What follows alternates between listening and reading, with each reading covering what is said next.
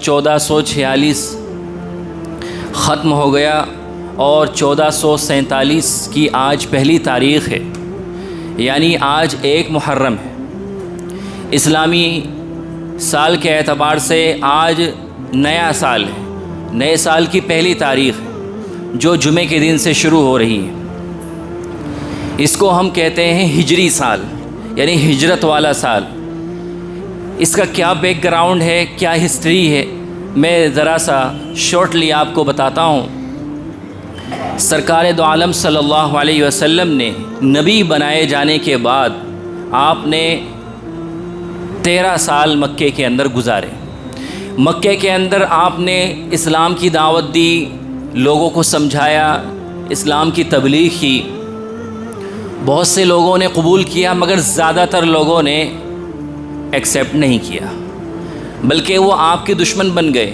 جو لوگ آپ پر ایمان لاتے تھے ان کے بھی دشمن بن جاتے تھے۔ جو ظلم و ستم وہ ڈھا سکتے تھے، جو تکلیفیں پریشانیاں جو وہ ستا سکتے تھے انہوں نے ستایا، جو کچھ وہ مسلمانوں کے خلاف کر سکتے تھے انہوں نے وہ کرنے کی پوری کوشش کی۔ پھر ایک وقت وہ آیا کہ حضور صلی اللہ علیہ وسلم کو یہ حکم ہوا کہ آپ مکہ چھوڑ کر مدینہ منورہ، جو اس وقت یثرب کہلاتا تھا، کہ وہاں شفٹ ہو جائیے، وہاں پر ہجرت کر جائیے۔ تو آپ وہاں پر ہجرت کر گئے۔ وہاں پر یعنی مدینہ منورہ کے اندر آپ نے 10 سال گزارے۔ 10 سال گزارنے کے بعد آپ دنیا سے پردہ فرما گئے۔ تو یہ جو ہجری سال ہے یعنی اسلامی سال، یہ مدینے میں جب آپ آئے تھے، مکے سے مدینے میں شفٹ ہوئے تھے، تب سے یہ شروع ہوا ہے، تب سے اس کو شروع کیا گیا تھا حضرت عمر فاروق رضی اللہ تعالیٰ عنہ کے دور میں۔ اس میں ایک سبق ہے، اس کو شروع وہاں سے بھی کیا جا سکتا تھا پہلے سے، یعنی جب اللہ کے نبی صلی اللہ علیہ وسلم کو نبی بنایا گیا تھا، مگر وہاں سے شروع نہیں کیا صحابہ نے، اس کو شروع کیا مدینہ منورہ سے، کہ جب آپ مدینے میں آ گئے تو وہاں سے اس کا آغاز کیا گیا۔ کیوں کہ اس میں ایک پیغام دینا مقصد تھا کہ جب آپ کوئی مشن لے کر چلتے ہیں، آپ کوئی تحریک لے کر چلتے ہیں، کوئی آپ بڑا کام کرنا چاہتے ہیں، تو بگننگ میں، اسٹارٹنگ میں ہر چیز ڈیفیکلٹ ہوتی ہے، آپ کو بہت سیکریفائز کرنا ہوتا ہے، بہت قربانیاں، بہت ایفرٹ، بہت اسٹرگل، سنگھرش کرنا ہوتا ہے، اس کے بعد پھر آسانیاں آتی۔ آپ نے مکے کے اندر بڑی محنتیں کی، بڑے ظلم و ستم سہا ہے، صحابہ نے بڑی تکلیفیں برداشت کی ہے، مگر جب آپ مدینے کے اندر شفٹ ہوئے تو وہاں سے اللہ تعالیٰ نے آپ کو آسانیاں دی ہیں۔ پھر آپ کی زندگیوں کے اندر، مسلمانوں کی زندگیوں کے اندر کافی حد تک راحت و آرام آیا ہے، اور آپ کی زندگی میں ہی یعنی حضور صلی اللہ علیہ وسلم کی زندگی میں ہی عرب کا اکثر اور بیشتر علاقہ مسلمان ہو گیا۔ یہ اس کا بیک گراؤنڈ ہے۔ دوسری بات، آج محرم کی پہلی تاریخ ہے، تو اسلامی کی ہسٹری کے لحاظ سے یہ بھی ایک بڑی اہم تاریخ ہے کہ اس تاریخ کے اندر خلیفہ دوم، خلیفہ راشد حضرت عمر فاروق ابن الخطاب رضی اللہ عنہ، وہ آج کے دن 1 محرم کو شہید ہوئے تھے۔ حضرت عمر فاروق کے بارے میں آپ جانتے ہیں کہ مسلمانوں کے 4 خلیفہ ہیں، حضرت ابو بکر صدیق، حضرت عمر فاروق، حضرت عثمان غنی اور حضرت علی۔ یہ 4 صحابی ہیں، اس میں سے حضرت عمر فاروق کا نمبر دوسرا آتا ہے۔ آج کے دن حضرت عمر فاروق کی دردناک طریقے سے مسجد نبوی میں فجر کی نماز پڑھاتے ہوئے شہادت ہوئی، تو آج کا دن تاریخی، ہسٹوریکلی اس لیے بھی امپورٹنٹ۔ حضرت عمر فاروق بہادر آدمی تھے، قبیلے قریشی سے تھے، یعنی حضور صلی اللہ علیہ وسلم بھی قریشی تھے اور حضرت عمر فاروق بھی قریشی تھے۔ آپ یعنی اللہ کے نبی قریش کی ایک الگ شاخ سے تھے، اور حضرت عمر فاروق قریش کی دوسری الگ شاخ سے تھے، مگر دونوں قریشی ہیں۔ حضرت عمر فاروق کی پیدائش مکے کے اندر ہوئی ہے۔ آپ کے جو والد تھے یعنی خطاب، وہ ایک جاہل آدمی تھے، ان پڑھ آدمی تھے، جو اس زمانے میں ہوا کرتے تھے۔ وہ حضرت عمر فاروق سے بکریاں، اونٹ وغیرہ چروایا کرتے تھے۔ حضرت عمر فاروق رضی اللہ تعالیٰ عنہ لمبے قد کے تھے اور خوبصورت آدمی تھے، دبلے پتلے تھے، موٹے نہیں تھے، یعنی فربا بدن کے نہیں تھے، دبلے پتلے تھے، مگر بہادری میں آپ کی مثال دی جاتی تھی۔ بہادر اتنے تھے کہ خود اللہ کے نبی صلی اللہ علیہ وسلم نے حضرت عمر فاروق کو اللہ تعالیٰ سے مانگ کر لیا۔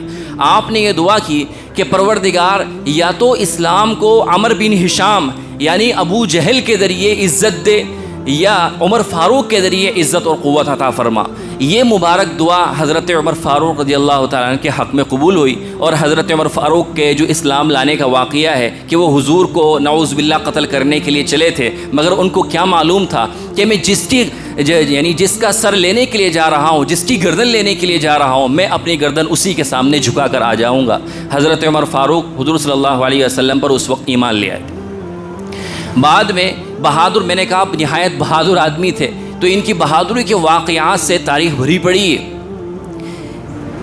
ان کے ایمان لانے کے بعد جب یہ ایمان لے آئے، مسلمان ہو گئے، مسلمانوں نے پہلی مرتبہ اکٹھا ہو کر متحد ہو کر کعبے کے اندر نماز پڑھی، ورنہ مسلمانوں میں اس وقت اتنی طاقت نہیں تھی، مسلمان اس وقت اتنے ابھرے ہوئے نہیں تھے کہ وہ علی اعلان جا کر کعبے کے اندر، کعبے کے پاس حرم میں جا کر نماز پڑھ لیں۔ لیکن جب حضرت عمر فاروق ایمان لے آئے تو حضرت عمر فاروق نے کہا کہ اللہ کے نبی آؤ، آپ ہمارے ساتھ چلو، ہم سب ساتھ چلتے ہیں اور سب یہ قریش مکہ کے سامنے کعبے کے اندر نماز پڑھیں گے۔ سب سے پہلے تب نماز پڑھی مسلمانوں نے۔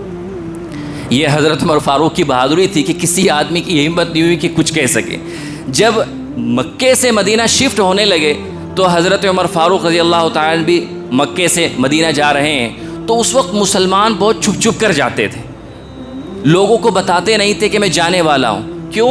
اس لیے کہ کفار مکے کے لوگ روک لیتے تھے، بہت مارتے تھے، پیٹتے تھے، جو سامان اس طرح کی چیزیں ساتھ لے جا رہے ہوتے تھے سفر کے لیے وہ سب چھین لیتے تھے۔ اگر بیوی بچے لے جا رہے ہیں تو بیوی بچوں کو بھی روک لیا کرتے تھے اور مار پیٹ کے جنگل کے اندر پھینک دیا کرتے تھے۔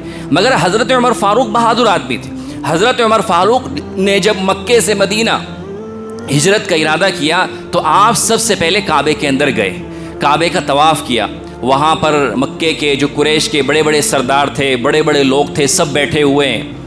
طواف کرنے کے بعد آپ نے لوگوں کو ایڈریس کیا اور کہا کہ آج میں مکہ چھوڑ کر مدینہ جا رہا ہوں، اگر تم میں سے کسی کے اندر ہمت ہے، کوئی مائی کا لال ہے، تم میں سے کوئی اپنے بچوں کو یتیم اور اپنی بیویوں کو بیوہ کرنا چاہتا ہے تو آئے، یہاں سے باہر نکلے اور باہر نکل کر میرا مقابلہ کرے، مجھے روک کر دکھائے۔ مگر کسی کی چونکہ بھی ہمت نہیں ہوئی، سب کو صاف سونگ گیا، کسی نے بھی ایک لفظ تک زبان سے نہیں نکالا۔ اس طرح حضرت عمر فاروق مکے سے مدینہ شفٹ ہو گئے۔ اللہ کے نبی صلی اللہ علیہ وسلم کی وفات کے بعد حضرت ابو بکر صدیق خلیفہ بنے، یعنی مسلمانوں کی باغ ڈور، مسلمانوں کی حکومت سب حضرت ابو بکر صدیق کے ہاتھ میں آئی۔ 2-2.5 سال حضرت ابو بکر صدیق نے خلافت کی۔ اس کے بعد حضرت عمر فاروق رضی اللہ تعالیٰ عنہ حضرت ابو بکر صدیق کی وصیت کے مطابق آپ خلیفہ بنے اور تقریباً 12 سال آپ نے خلافت کی۔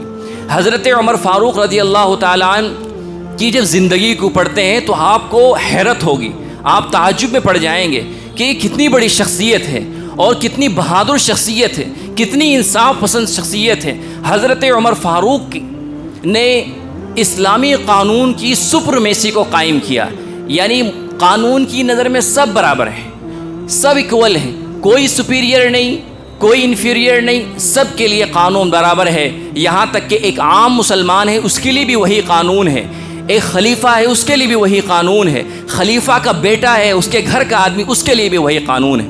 حضرت عمر فاروق رضی اللہ تعالیٰ عنہ جب خلیفہ بنے اور خلیفہ بننے کے بعد سب سے پہلا خطبہ دینے کے لیے مسجد نبوی میں ممبر پر چڑھے تو آپ نے لوگوں سے ایک سوال پوچھا، لوگوں مجھے بتاؤ کہ اگر میں سیدھا نہ چلوں، صراط مستقیم پر نہ چلوں اور قرآن حدیث سے تھوڑا سا ہٹ جاؤں، غلط راستے پر آ جاؤں تو تم کیا کرو گے میرے ساتھ؟ حضرت عمر فاروق جو خلیفہ ہیں مسلمانوں کے، وہ عام دربار میں، عام مجلس میں، پبلک کے اندر اوپنلی یہ کوشچن کر رہے ہیں مسلمانوں سے کہ لوگوں مجھے بتاؤ، یہ دیکھیے ڈیموکریسی کی حقیقت کیا ہوتی ہے، وہ اس کو دیکھیے، اس کو سمجھنے کی کوشش کیجیے۔ حضرت عمر فاروق مسجد نبوی میں مسلمانوں سے کوشچن کرتے ہیں کہ اگر میں سیدھے راستے پر نہ چلوں، یعنی جو اللہ کا بتایا ہوا قانون ہے اس کو فالو نہ کروں، تھوڑا سا بہک جاؤں، ہٹ جاؤں اور الگ راستے پر چلا جاؤں تو بتاؤ میرے ساتھ کیا کرو گے؟ ایک بوڑھے صحابی، ایک عام مسلمان دیہات کے رہنے والے، وہ اپنی لاٹھی کے سہارے کھڑے ہو کر کہتے ہیں، اور یہ نہیں کہتے ہیں کہ امیر المؤمنین، کہتے ہیں کہ خطاب کے بیٹے، اگر تو نے اللہ کے قانون سے روگردانی کی تو ہم تجھے اس لاٹھی سے سیدھا کر دیں گے۔ امیر المؤمنین عمر ابن الخطاب اتنے بہادر آدمی، رعبدار آدمی، لوگوں سے سوال کر رہے ہیں جو تمام مسلمانوں کے حاکم ہیں، ان سے ایک عام مسلمان کھڑے ہو کر یہ کہتا ہے کہ اگر تم راہ راست سے ہٹ گئے تو اس لاٹھی کی مدد سے ہم تم کو سیدھا کر دیں گے۔ یہ ہے ایک مسلمان کی، ایک خلیفہ کی ڈیموکریسی، کہ اس کے اندر قانون کی روشنی میں سب برابر ہیں، انصاف کے لحاظ سے سب برابر، ہر آدمی کو قانون کے متعلق بولنے کا حق حاصل ہے۔ اسی کی ایک اور مثال دیتا ہوں۔ ایک مرتبہ حضرت عمر فاروق مسجد نبوی میں خطبہ دینے کے لیے کھڑے ہوئے تو آپ نے 2 چادر پہنی ہوئی تھی، ایک چادر آپ نے باندھ رکھی تھی بدن کے اوپر اور ایک چادر اوڑھ رکھی تھی۔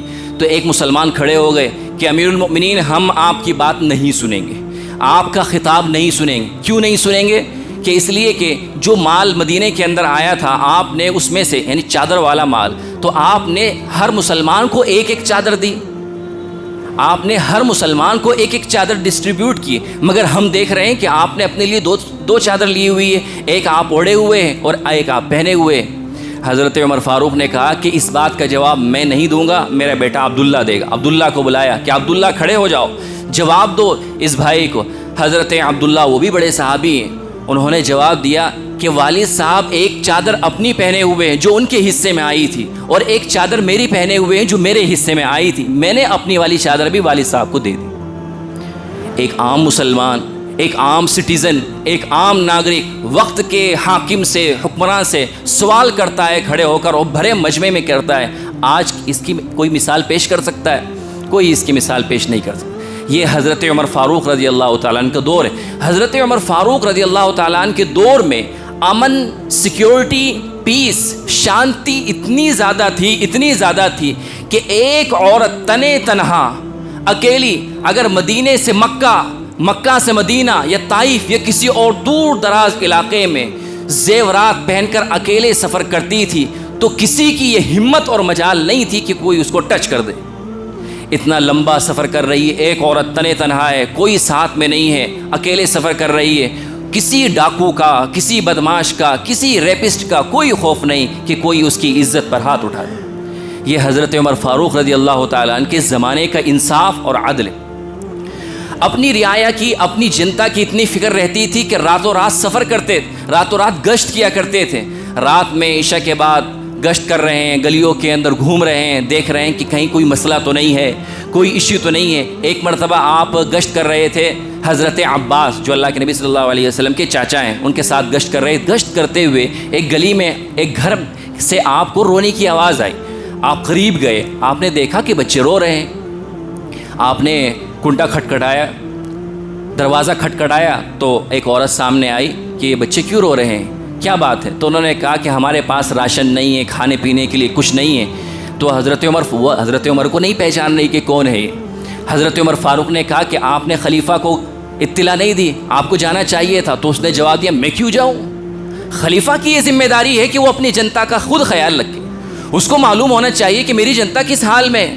حضرت عمر فاروق چپ ہو گئے کہ ہاں میری غلطی ہے۔ حضرت عباس کے ساتھ فوراً جو بیت المال یعنی اسلامی فنڈ تھا اس میں گئے، وہاں سے ایک بوری آٹے کی، تیل کا کنستر اور راشن وغیرہ لے کر آئے۔ جب چلنے لگے تو آپ نے حضرت عباس سے، دھیان سے سنیے گا، آپ نے حضرت عباس سے، وہ خود صحابی ہیں، ان سے وہ کہنے لگے کہ امیر المؤمنین کچھ سامان میں اپنی کمر پر لاد لیتا ہوں، آپ اپنی کمر پر مت لادیے۔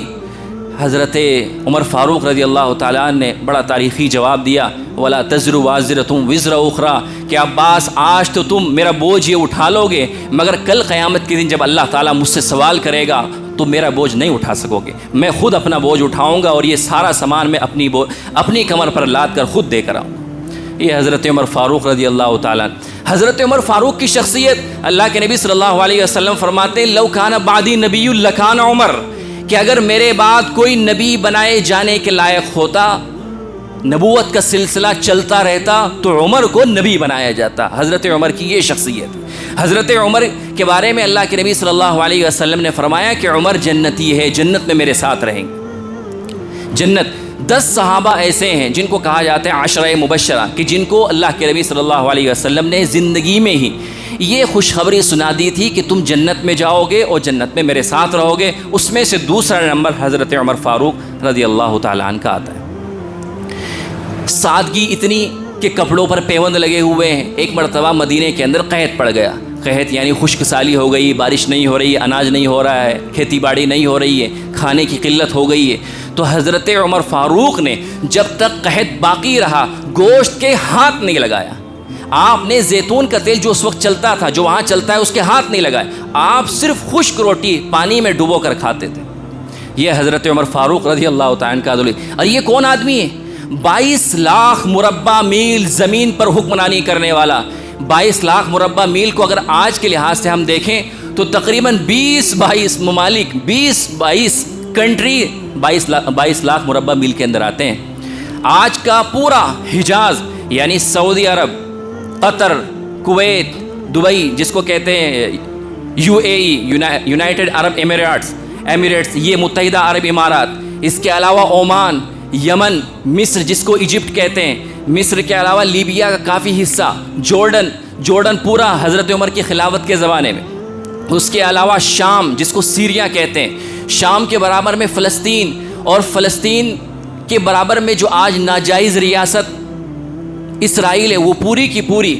اسی طرح یورپ کے اندر آذربائیجان کا کافی حصہ، آرمینیا کا کافی حصہ، ترکی کا بیشتر حصہ، اس کے علاوہ افغانستان کا کافی حصہ، پاکستان کا کافی حصہ، یہ سارے حصے اگر اس زمانے کے اعتبار سے آج کا اندازہ لگایا جائے تو سارے ممالک حضرت عمر فاروق کی خلافت کے اندر آتے ہیں۔ آپ ذرا سوچئے کہ ایک آدمی ہے آج کے تقریباً 22 ممالک پر حکمرانی کرنے والا، اور اس کی حالت یہ ہے کہ تکیہ نہیں رکھتے ہیں سر کے نیچے، اینٹ رکھ رہے ہیں، نیچے ایسے ہی فرش پر لیٹ جاتے ہیں۔ یہ جو آج آپ حکمرانوں کو دیکھ رہے ہیں کہ بڑے پرتعیش زندگی ہے، لگژری لائف ہے، اس کا کوئی تصور نہیں، کوئی خیال نہیں۔ یہ ہے حضرت عمر فاروق رضی اللہ تعالیٰ عنہ کا دور، ان کا عدل و انصاف، ان کی بہادری۔ حضرت عمر فاروق رضی اللہ تعالیٰ عنہ کے انتقال جیسے کہ میں نے بتایا تھا آج کے دن ہوا ہے، یعنی یکم محرم الحرام تھا، سنیچر کا دن تھا۔ فجر کی نماز پڑھانے کے لیے آپ آئے تو محراب کے اندر ایک غلام جس کا نام تھا ابو لؤلؤ مجوسی فیروز، مجوسی غلام تھا، وہ چھپا بیٹھا تھا، اس کی کچھ بات بگڑ گئی تھی حضرت عمر فاروق سے۔ اس نے فجر کی نماز میں حضرت عمر پر تقریباً 6 وار کیے۔ ایک وار نہایت خطرناک تھا، نہایت گہرا تھا، حضرت عمر فاروق وہیں بے ہوش ہو گئے۔ حضرت عبدالرحمن بن عوف نے جلدی سے فجر کی نماز پوری کرائی، آپ کو گھر لے کر گئے۔ جب آپ گھر پہنچے آپ کو ہوش آیا تو آپ نے سب سے پہلے یہ سوال کیا کہ بتاؤ کہ میرا قاتل کون ہے؟ تو لوگوں نے بتایا کہ وہ فلاں مجوسی غلام ہے فیروز۔ آپ نے آہ بھری کہ میں اللہ تعالیٰ کا شکریہ ادا کرتا ہوں کہ اللہ تعالیٰ نے کسی مسلمان کے ہاتھ میرے خون سے رنگین نہیں کیے، کسی مسلمان نے مجھ کو قتل نہیں کیا ہے، کافر نے قتل کیا ہے۔ بعد میں آپ کو دوائی پلائی گئی، مگر آپ کے زخم اتنے گہرے تھے کہ جو بھی دوائی پلائی جا رہی تھی وہ زخم کے راستے سے باہر آ جاتی تھی۔ بہرحال آپ کو جب احساس ہو گیا کہ اب میرا آخری وقت ہے، اب میں زندہ نہیں رہوں گا، تو آپ نے لوگوں کو کہا کہ مجھے سجدے میں لٹاؤ۔ آپ سجدے میں لیٹ گئے۔ جب آپ سجدے میں آپ لیٹے تو آپ اپنی دھاڑی کو زمین پر اس طرح رگڑ رہے ہیں اور اللہ تعالیٰ کے سامنے مغفرت مانگ رہے ہیں کہ اللہ میں خلافت کا حق ادا نہیں کر سکا، میں لوگوں کا حق ادا نہیں کر سکا، آپ معافی مانگ رہے ہیں۔ یہ وہ آدمی ہے جو 22 لاکھ مربع میل زمین پر حکمرانی کرتا ہے، جس کے زمانے کے اندر عدل و انصاف پیک پر ہے، عدل و انصاف کا دور قائم ہے۔ یہ عمر فاروق، حضرت عمر فاروق نے اپنے بیٹے کو بلایا عبداللہ کہ عبداللہ جاؤ حضرت عائشہ کے پاس جاؤ، ام المؤمنین کے پاس، اور جا کر یہ کہو کہ وہاں جاؤ اور جا کر یہ مت کہنا کہ امیر المؤمنین نے کہا ہے، کہ یہ خلیفۃ المسلمین نے کہا ہے، جا کر یہ کہنا کہ عمر ابن خطاب کے بیٹے عمر کی یہ درخواست ہے کہ آپ کے حجرے کے اندر میرے 2 ساتھی اللہ کے نبی اور حضرت ابوبکر صدیق دفن ہے، میری اتنی سی خواہش ہے کہ آپ مجھے بھی ان کے بازو میں جگہ دے دیجئے، میں آپ کا شکر گزار رہوں۔ حضرت عبداللہ حضرت عائشہ کے پاس پہنچے۔ حضرت عائشہ نے جب ان کی بات سنی تو فرمانے لگی کہ یہ زمین، یہ جگہ میں نے اپنے لیے بچا کے رکھی تھی، مگر عمر فاروق کی شخصیت ایسی ہے کہ میں منع نہیں کر سکتی۔ انہوں نے اجازت دے دی۔ جب یہ خوشخبری حضرت عمر فاروق کو معلوم ہوئی تو انہوں نے کہا کہ بس میری زندگی کی سب سے پہلی اور آخری خواہش اب یہی تھی کہ کسی طرح کہ مجھے اللہ کے نبی اور اپنے دوسرے ساتھی ابوبکر صدیق کے بغل میں دفن ہونے کا موقع مل جائے۔ یہ حضرت عمر فاروق رضی اللہ تعالیٰ عنہ کی شخصیت ہے۔ آج کے زمانے کے اعتبار سے دیکھا جائے پوری ہسٹری کے اندر حضرت عمر فاروق جیسا عدل قائم کرنے والا، انصاف کرنے والا، قانون کی نظر میں سب کو برابر کرنے والا، برابر رکھنے والا کوئی نہیں مل سکتا۔ اللہ رب العزت ان کی قبر پر کروڑوں رحمتیں نازل فرمائے اور ہمیں بھی ان کا فرمان بردار اور ان کے پیچھے چلنے کی توفیق عطا فرمائے۔